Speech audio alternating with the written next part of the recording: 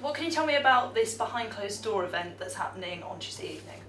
Well, this is an event which is for employers, and it's all about domestic abuse and stalking in the workplace. It's an event which we saw in London last year, and we wanted to bring it back to Gloucestershire because we feel that it's important that employers are aware of their responsibilities towards their staff, the health and well-being of their staff, and hopefully we can educate them in terms of why they need to put robust policies in place for stalking and domestic abuse.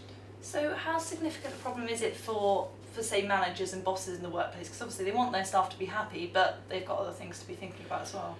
It's really important because when you look at the facts and figures, 1 in 4 ladies are abused during their lifetime, 1 in 6 men, so it's likely that someone within an office of more than half a dozen people is either being abused at home and is bringing that into work. And when you look at the economic problems that this causes, £1.9 billion in lost productivity across England and Wales has been lost each year as a result of domestic abuse and stalking.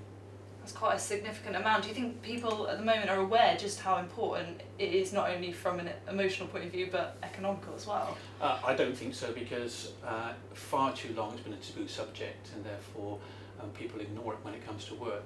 If people underperform at work, they often don't tell you the right reasons if they are being abused at home or in an abusive relationship.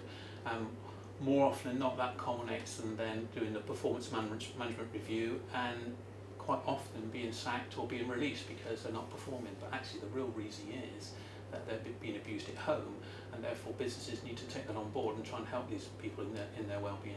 So the event tomorrow night, is that more to, I guess, educate managers, or is this something that everybody can look out for co-workers? It's for everybody really. Primarily it's for managers, because we're doing a lot in terms of how you can identify the signs of domestic abuse, but it's for colleagues as well, because it's not only management that can identify it, it's people who you know best. Actually, you can pick up little bits and pieces which could identify that someone's in an abusive relationship. So obviously you're going to go into more detail tomorrow, but what kind of, I guess, are the main signs that you're going to be pointing out to managers and things to look out for?